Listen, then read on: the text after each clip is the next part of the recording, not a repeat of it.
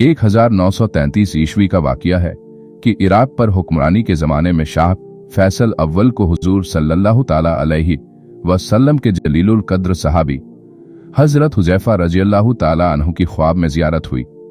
उसी हालत में शाह फैसल से फरमाया कि मैं हुजूर सल्लल्लाहु ताला अलैहि वसल्लम के सहाबी हुजैफा हूँ। मुझे और हजरत जाबिर बिन अब्दुल्लाह को अपनी अपनी कब्रों में बेइंतहा तकलीफ पहुंच रही है। हम दोनों को मौजूदा कब्रों से निकालकर दरियाए दजला के कुछ फासिले पर दफन किया जाए। मेरी कब्र में पानी आ रहा है और जाबिर की कब्र में बहुत ज्यादा नमी आ गई है। शाह फैसल बेदार हुआ तो हुकूमत के कामों में इस तरह मसरूफ हो गया कि वह रात के ख्वाब की हिदायत बिल्कुल ही भूल गया। दूसरी रात में हजरत हुजैफा ने फिर उसी तरह हिदायत फरमाई, मगर उस जमाने में मुल्की और सियासी मामलात में इस कद्र पेचीदगी पैदा हो गई थी कि शाह फैसल जल्द मुकद्दस जिस्मों को नई कब्रों में मुंतकिल न कर सके। उसके बाद हजरत हुजैफा रज़ियल्लाहु ताला अन्हु ने ख्वाब में इराक के मुफ्ती आजम को इस तरफ तवज्जो दिलाई और बताया कि वह 2 बार शाह फैसल को भी इसके लिए हिदायत कर चुके हैं, मगर अभी तक इस पर अमल नहीं हुआ। इसलिए तुम शाह फैसल के पास जाकर कहो कि उनकी राय से हमारे जिस्मों को मुनासिब मकाम पर मुंतकिल किए जाने का इंतजाम करें। दूसरे दिन सुबह बेदार होते ही मुफ्ती आजम नूरी अस-सईद पहले वजीर आजम इराक के पास पहुंचे और उनको अपने साथ लेकर शाह फैसल के सामने बयान किया। शाह फैसल ने उनकी तायीद की और कहा कि बेशक मुसलसल 2 रात मुझे इसकी हिदायत की गई है, मगर मैं अब तक कुछ तो सियासी उलझनों और कुछ मजहबी पाबंदियों के सबब इसकी तरफ तवज्जो न कर सका। उसके बाद मुफ्ती आजम से कहा गया कि अगर आप इसके मुतल्लिक फतवा सादिर करें तो मैं फौरन इन हजरात सहाबा के जिस्मों को मुनासिब मकाम पर दफन करा के मजार तामीर करने का मुकम्मल इंतजाम कर दूंगा।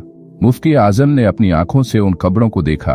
दर हकीकत कब्रों तक दरियाए दजला का पानी पहुंच चुका था और यह अंदेशा पैदा हो गया था कि अगर इन मुक्तदर सहाबा किराम के जिस्मों को जल्द ही दूसरी जगह मुंतकिल न किया गया तो मुमकिन है कुछ दिनों बाद दरियाए दजला का सैलाब इनको बहा ले जाए।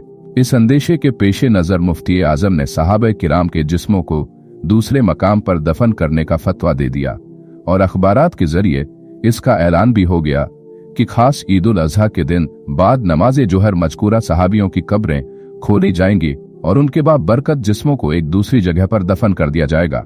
अखबारात में ऐलान छपते ही यह खबर पूरी दुनिया अरब में फैल गई। हज का जमाना था।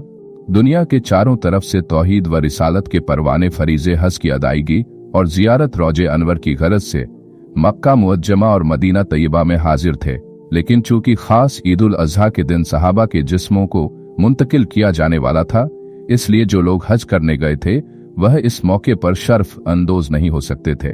तो शाह इराक से दरख्वास्त की गई कि इन दोनों सहाबियों की कब्रों से उनके जिस्मों को उस वक्त निकाला जाए जब हज का जमाना गुजर जाए, ताकि तमाम मुल्कों के मुसलमान इस सादत में हिस्सा ले सकें।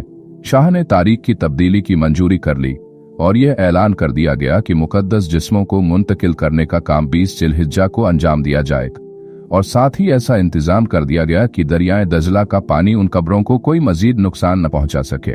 हस्बे ऐलान 20 जिलहिज्जा की सुबह ही लाखों मुसलमानों का अजीमुशान इज्तिमा इस सहाबे किराम रज़ियल्लाहु ताला अन्हुम की कब्रों के गिल्द हो गया। उन तमाम मुसलमानों की मौजूदगी में जब दोनों सहाबियों की कब्रें खोली गई तो वाकई हजरत हुजैफा रज़ियल्लाहु ताला अन्हु की कब्र शरीफ में पानी आ रहा था और हजरत जाबिर बिन अब्दुल्लाह रज़ियल्लाहु ताला अन्हु के मज़ारे मुबारक में भी गैर मामूली नमी देखी गई। जब कब्रों से मुकद्दस जिस्म निकाले गए तो लोगों ने देखा कि 1300 साल की लंबी मुद्दत गुजर जाने के बावजूद भी जिस्म बिल्कुल तरी ताज़ा हैं और अजीब व गरीब खुशबू से महक रहे हैं। ऐसा मालूम होता था कि इन बुजुर्गों को विसाल फरमाए हुए शायद मुश्किल से चंद घंटे हुए होंगे।